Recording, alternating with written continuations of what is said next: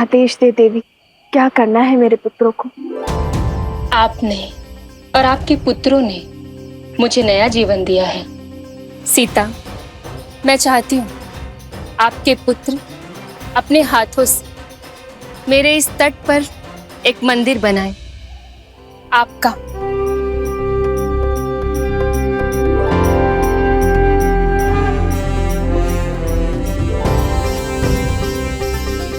माता फल्गु चाहती हैं कि उनके तट पर वन देवी के मंदिर की स्थापना की जाए। क्या? और मंदिर का निर्माण करेंगे लव कुश। वन देवी की, वन देवी की, वन देवी की, वन देवी की। वहाँ क्या हुआ? ऋषि असुरी के तप में मेरी इच्छा जानने की शक्ति, उन्होंने ये इच्छा सबको बता दी। आपका आभार माता। जो भी श्रद्धालु आपके मंदिर में आकर आपके दर्शन करेगा, उसे लव कुश जैसे ही संस्कारी पुत्रों की प्राप्ति हो।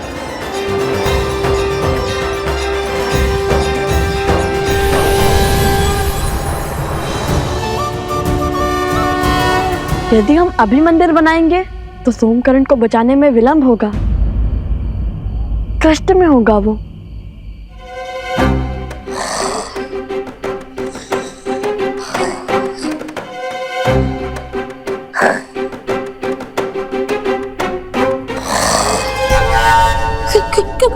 कौन है? अपने ही खर्राटों से डर गए।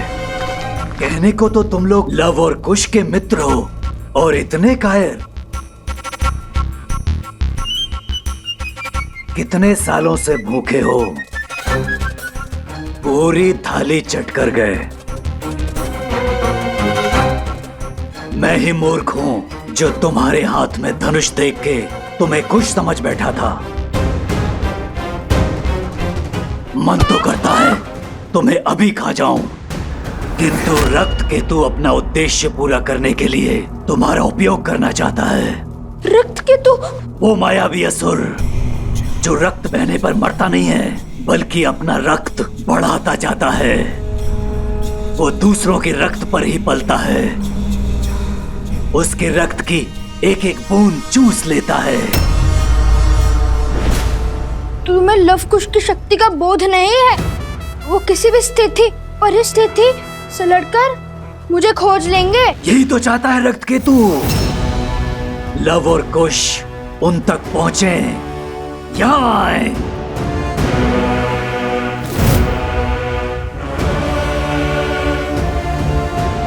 चिंतित मत हो, इस मंदिर की स्थापना से धर्म की शक्ति बढ़ेगी और अधर्म दुर्बल होगा।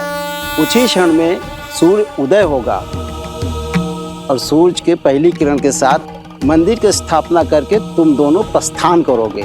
जो आज्ञा ऋषिवर। जो आज्ञा ऋषिवर।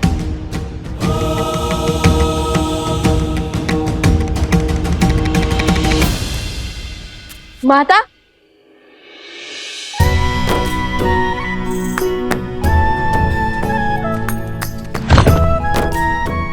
जानती है माता, देवी फल्गु ने हमें आपका मंदिर बनाने का आदेश दिया है। आदेश नहीं, सौभाग्य कहिए भैया।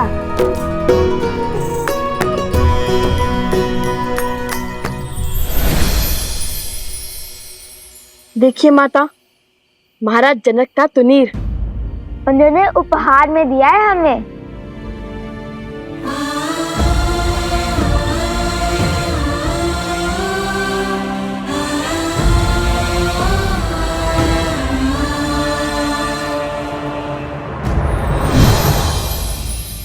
सोमकरण को लौटा लाने में हमारी सहायता के लिए भेंट दी है उन्होंने।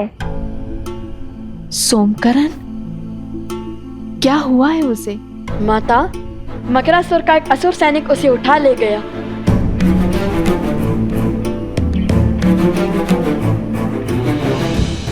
उसकी सहायता करना हमारा दायित्व है। चलो उसकी मदद करते हैं। उसकी कोई आवश्यकता नहीं है।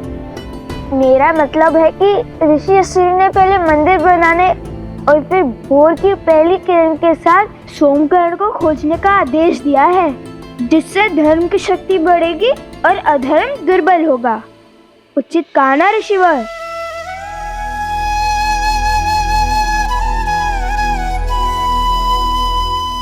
ऋषिवर सोमकरण, चिंतित ना हो देवी, लवकुश सोमकरण को अवश्य खोज लाएंगे, किंतु देवी फल्गु की इच्छा पूरी किए बिना उनका यहाँ से प्रस्थान अनुचित होगा।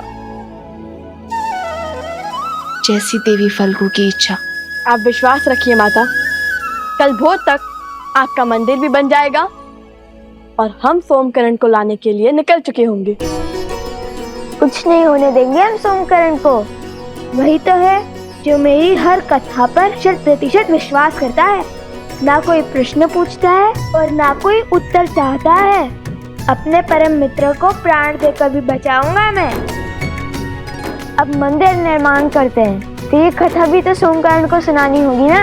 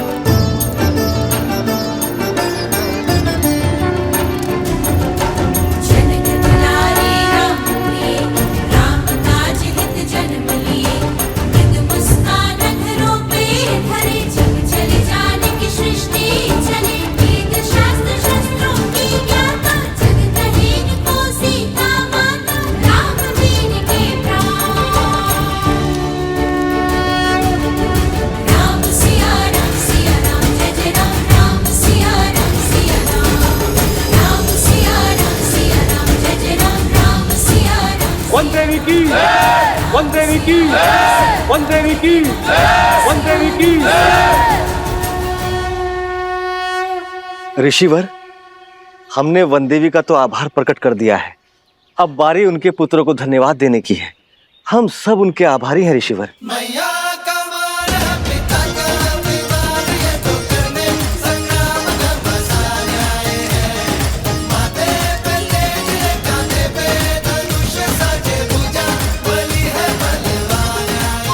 देख रहे हो भैया, पहले तुनीर, अब भी सीधा मंदिर।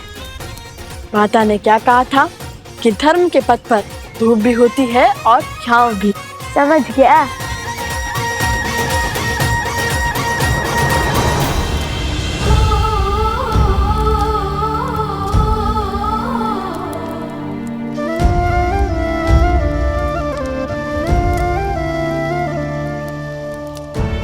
जितनी अधूरी ये सीता आपके बिना है, उतना ही अधूरा ये मंदिर आपके बिना है श्री राम।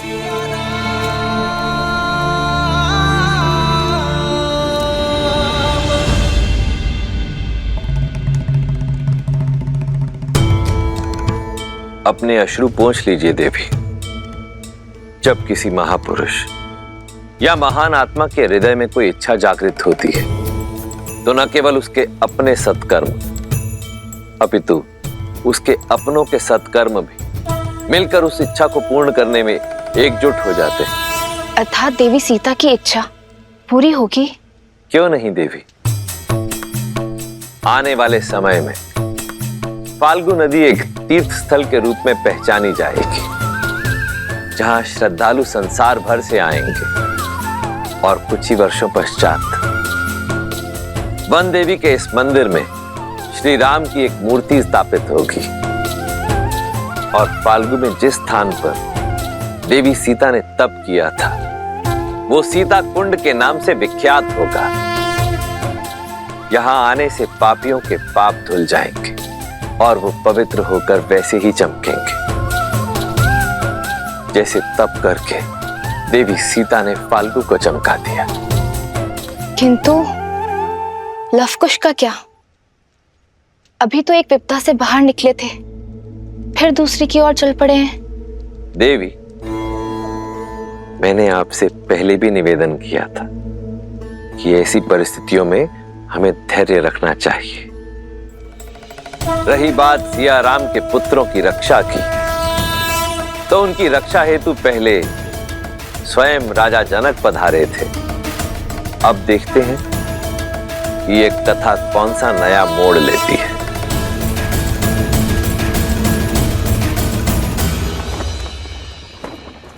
क्षमा करें प्रभु, मुझे नहीं लगता कि भरत भैया आपका ये आदेश स्वीकार करेंगे। प्रभु, वो प्राण दे देंगे, किंतु आपके रहते वो अयोध्या का सिंहासन नहीं स्वीकारेंगे। भरत को मानना होगा हनुमान, क्योंकि ये उसके बड़े भाई का आग्रह है, अयोध्या के महाराज का संदेश है। भरत अयोध्या के साथ प्रतिबद्ध होगा, मैं स्वयं उसका राज्याभिषेक करूंगा।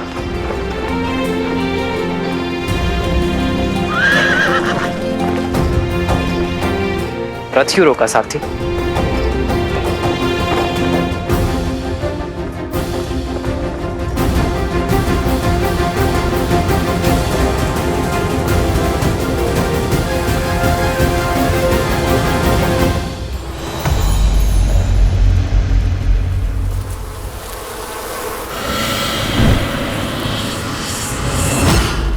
मेरा बच्चा चंद्रबाबू।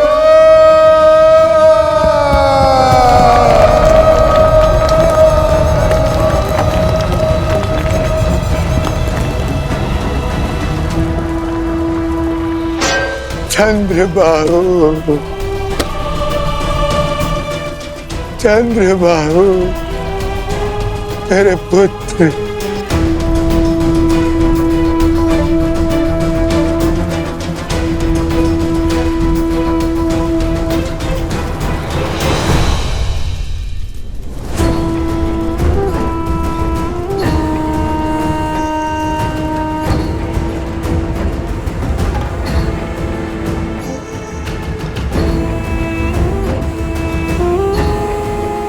बहुत प्रसन्न होगी ना तुम?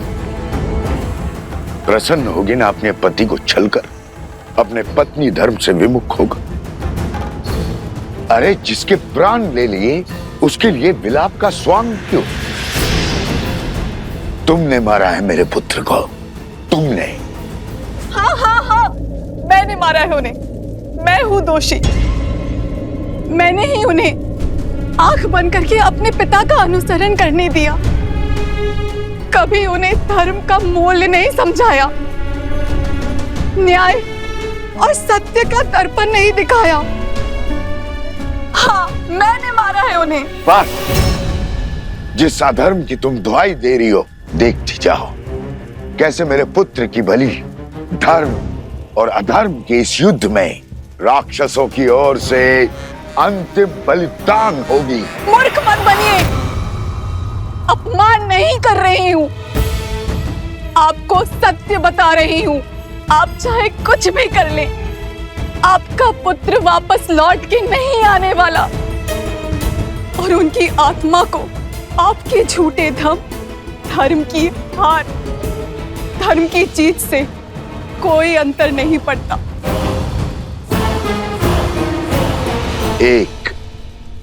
केवल एक कार्य था तुम्हारा, ब्रह्म मंत्र का जाप, उसमें भी मात खा गई।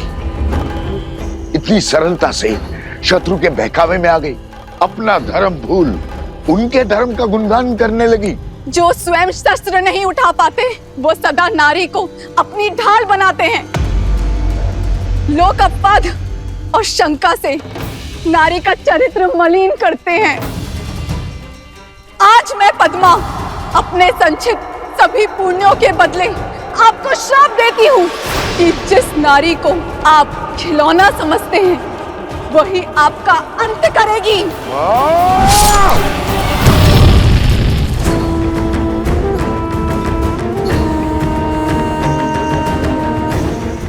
जिस नारी को आप खिलौना समझते हैं, वही आपका अंत करेगी।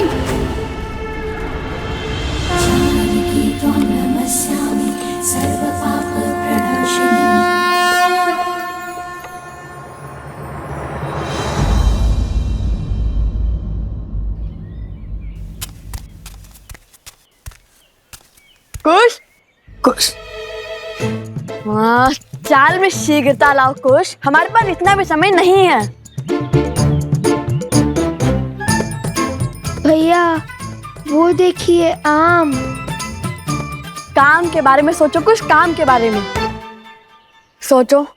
सोम किस अवस्था में होगा? भूखा होगा। उसे पीड़ा में छोड़ हम भोजन कैसे कर सकते हैं? चलो चलो।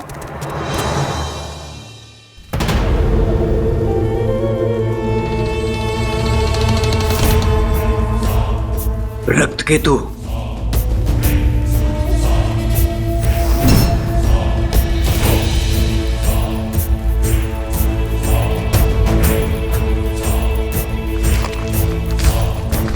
मत मारो मुझे, छोड़ दो।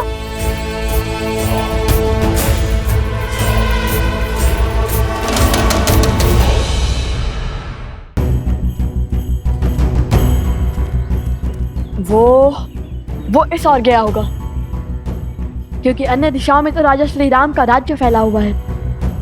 वो उसी ओर गया होगा। होगा नहीं भैया, होंगे। असुर भेड़ियों की भांति होते हैं, झुंड में घूमते हैं।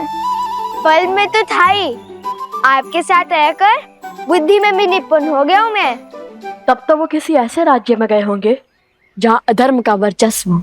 तो उस राज्य के राजा को हमें हराना होगा भैया।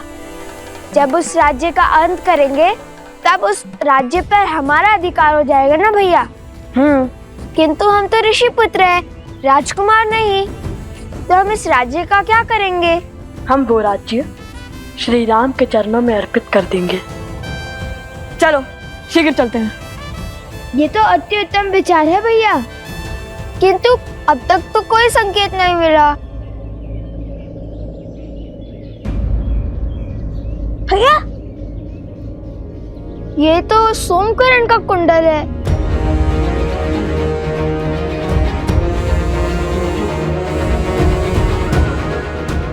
अर्थात वो उसे इसी ओर ले गए होंगे। सचेत रहो। भैया श्री राम के चरणों में राज्य रखने से पहले ही हमें संकेत मिल गया। चलो अब हम केवल श्री राम की बातें ही करेंगे।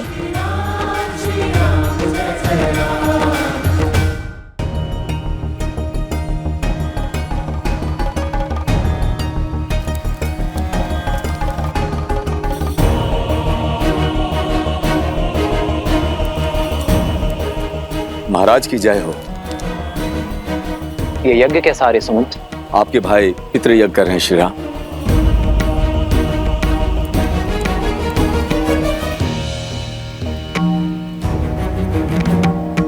अकस्मात ये पितृयज्ञ क्यों?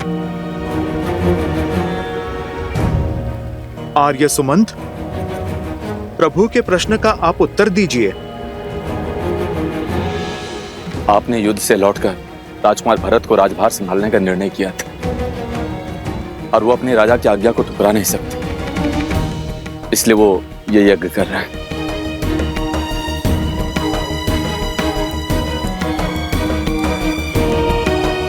पितृ यज्ञ से प्रभु का राजकाज छोड़ने का क्या अर्थ है?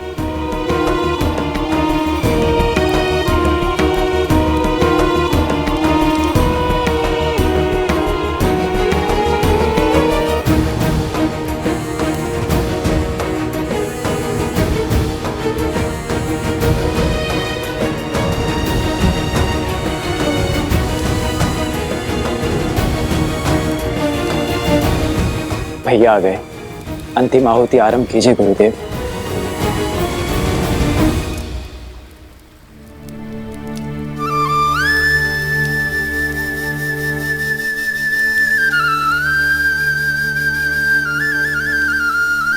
भरत के इस निर्णय का मुझसे क्या संबंध? जानता हूं मैं।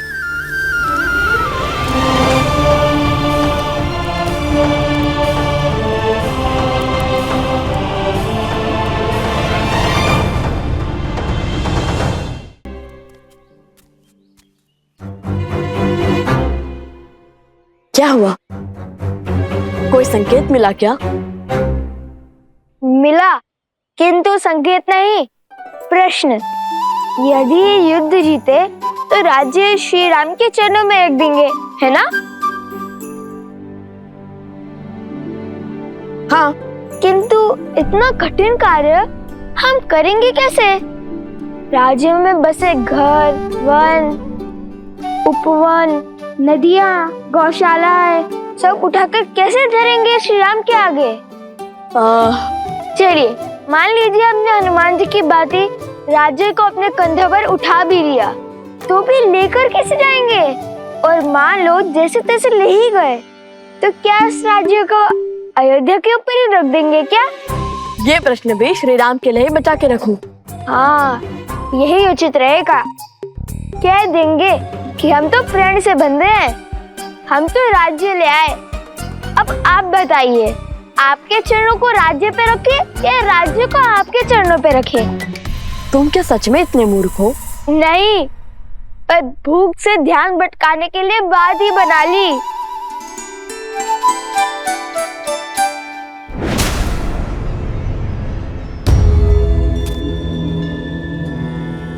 देख रहे हो सोमकरण का दूसरा कुंडल? अवश्य ही उसने हमें मार्ग दिखाने के लिए फेंका है।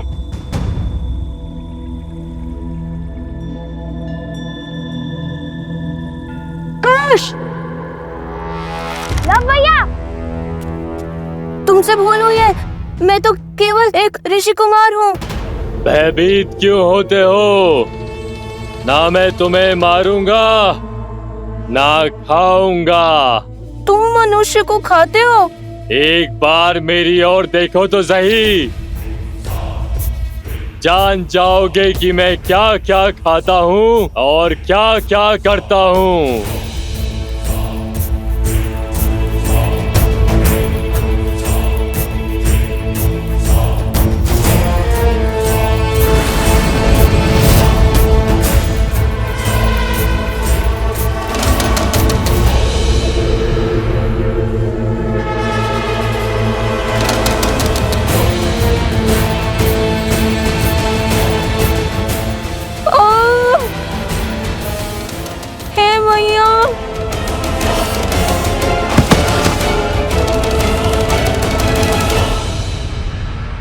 महाराज, सहस्त्रमुख रावण को सूचित किया।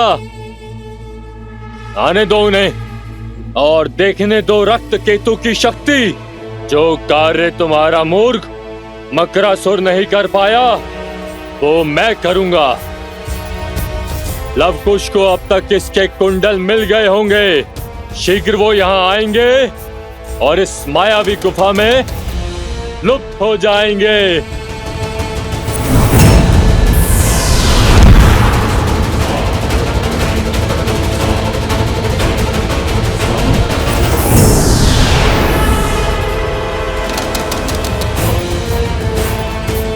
इस गुफा में प्रवेश अपनी इच्छा से होता है, किंतु निकास मेरी इच्छा से।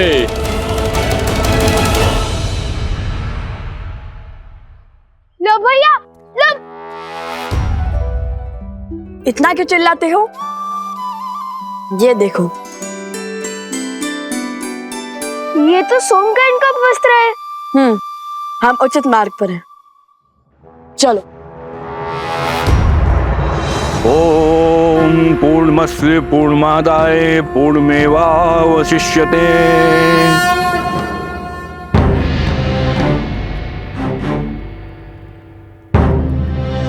मेरे साथ बोलिए। आदरणीय पूर्वजों, आदरणीय पूर्वजों, पंचद्रव्य की ये अंतिम आहुति स्वीकार कीजिए। पंचद्रव्य की अंतिम आहुति स्वीकार करें। हम इसे सच्चे मन और सम्मान के साथ आपको अर्पित करते हैं। मैं इसे सच्चे मन और सम्मान के साथ आपको अर्पित करता हूँ। इसे ग्रहण करें। इसे ग्रहण करें। पितृ इस दुविधा में कैसे सहायक होंगे?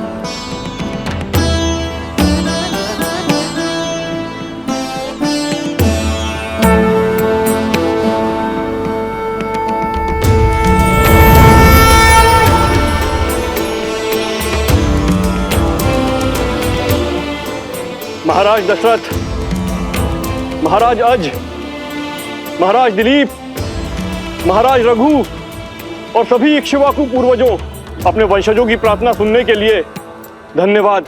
आपके कुल को आपके मार्गदर्शन की आवश्यकता है।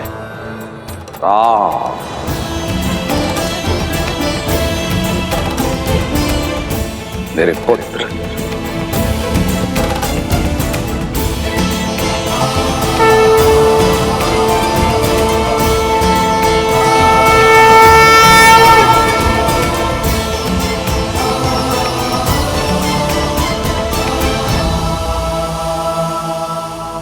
प्रणिपात पिताश्री। आयुष्मान भव पुत्रो। आप सबको भी मेरा प्रणिपात। हम तुम्हारी दुविधा से अवगत हैं और भरत तुम्हारी दुविधा से भी। जो हाल मैं सोच रहा हूं पिताजी, उसकी पुष्टि कीजिए, आप परामर्श दीजिए।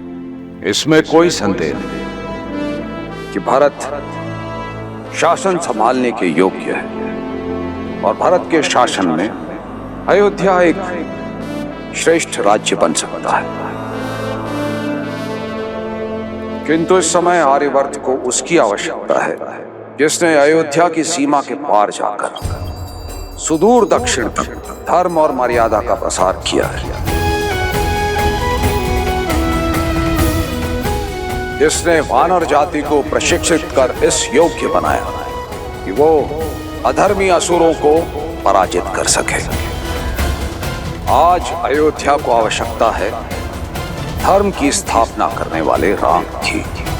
राज्य को प्रगति देना और अपने पूर्वजों को गति देना तुम्हारा कर्तव्य है राम। यदि राम और उसके पुत्र अयोध्या के सिंहासन पर नहीं बैठेंगे तो रघुकुल का सम्मान और हमारा मान धूमिल हो जाएगा। श्री राम श्री राम श्री राम श्री राम। हम तुम्हारे सभी पूर्वज गति नहीं पा पाएंगे पुत्र राम। हमने तो तुम्हें उचित मार्ग दिखा दिया, अब उस पर चलना ना चलना तुम्हारा चयन है। मंगल भवन मंगल हारी, द्रवहु सुदर्शन आयुष्मान भव पुत्रो। वज्र बिहारी। धर्म की जय हो, सूर्य वंश की जय हो।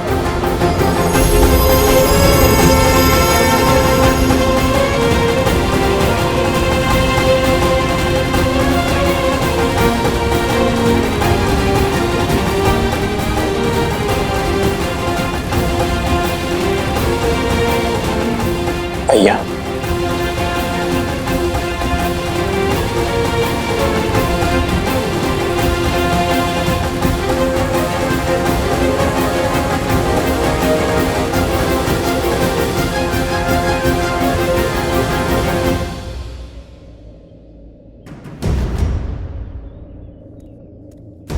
यहाँ तक तो ले आया सोम, फिर आगे क्या फेंका होगा? धोती और फिर कॉफिन। क्या कह रहे हो? बाद में अगर धोती मिली तो उसे लौटा देंगे। कुश, चलो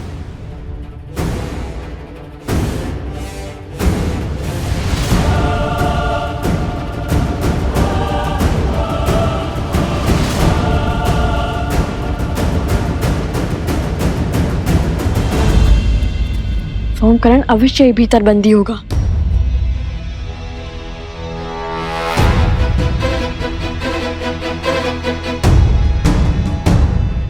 प्रभु, क्या माता को अभी भी नहीं लौटा सकते?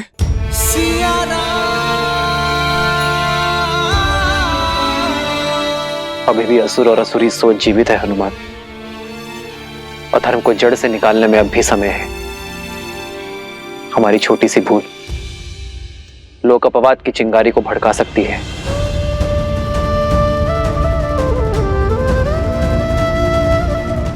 जब तक हम राक्षसी सोच को नष्ट नहीं कर देते तब तक मैं अपने व्रत और तप से डिग नहीं सकता हनुमान।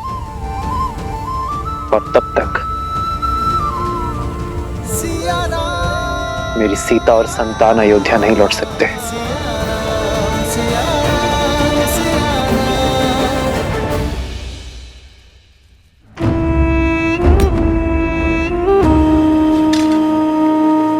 चाटुकारिता करके 4 पग भी आगे नहीं बढ़ पाओगे। उठो और क्रोधित मत करो मुझे। सिंह समझकर बकरी उठा लाए हो मूर्ख। भूल तो हुई है, फिर सोचा ले आए ही हैं तो उन तक पहुंचने की सीढ़ी ही बना लेंगे। अद्भुत। अब तनिक मकरासुर की योजना स्मरण कराना मुझे। मौन क्यों हो, बोलो। सीता को बंदी बनाकर लव और कुश को अपने पास बुलाएंगे। यही तो समस्या है असुरों की। अहंकार में चूर होकर बुद्धि से ही मुख मोड़ लेते हैं, विवेक का उपयोग ही नहीं करते। बस, मैं कोई साधारण असुर नहीं हूं जो संसार से दूर नदी के तल में जीवन बिता रहा हूं। मैं रक्त केतु हूं जो आज उन बालकों का संहार करेगा, आपके भ्रम को तोड़ेगा। इस मायावी गुफा में एक बार प्रवेश किया तो निकल नहीं पाएंगे वो दोनों, और इस गुफा को बिना दिव्य अस्त्र के भेदना असंभव है। शत्रु पर वार करने से पहले उसकी पहचान जान लेना आवश्यक है रक्त केतु।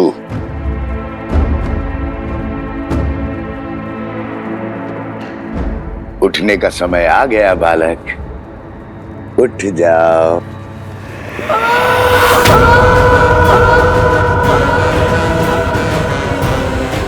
ये तो सोमकरण की ध्वनि है। कुश, वो अवश्य ही भीतर है। तो उस ओर जाकर देखो, और हाँ, केवल संकेत की भाषा में बात करना।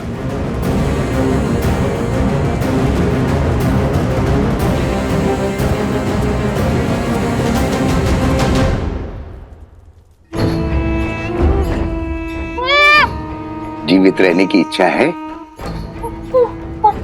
तो सुनो, तुम्हारे वो 2 मित्र हैं, लव और कुश। तुम जानते हो वो दोनों कौन हैं? वो वन देवी के पुत्र। और ये वन देवी कौन है? लव कुश की माता। केवल लव कुश की माता नहीं, मूर्ख बालक, श्री राम की अर्धांगिनी, अयोध्या की महारानी है वो। सीता है वो, सीता।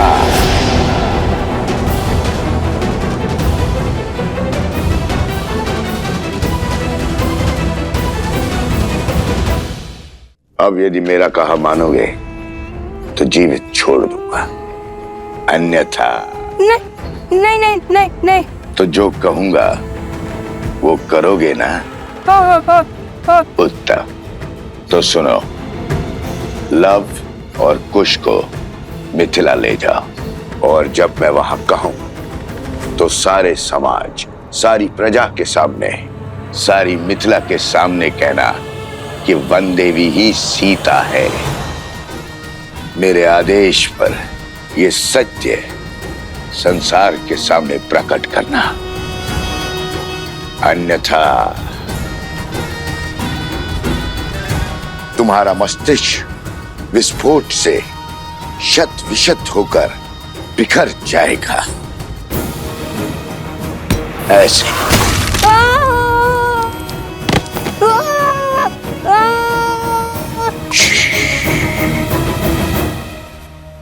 चिल्लाओ मत। सोमकर, जा, तुम मुक्त हुए।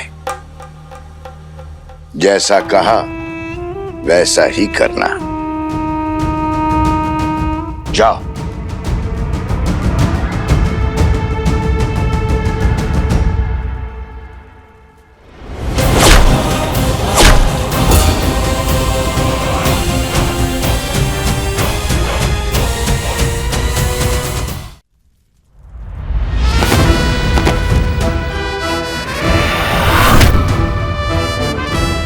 चिंतित मत हो सोमकरण, हम आ गए हैं।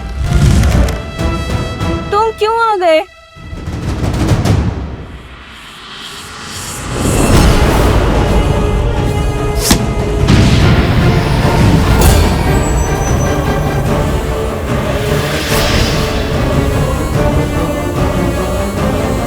मेरी गुफा को भेज दिया, ये कैसे संभव है?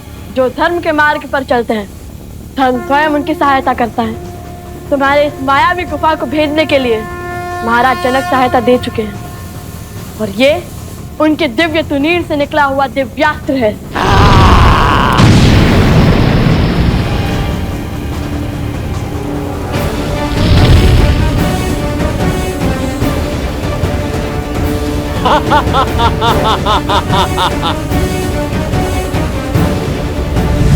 उठो!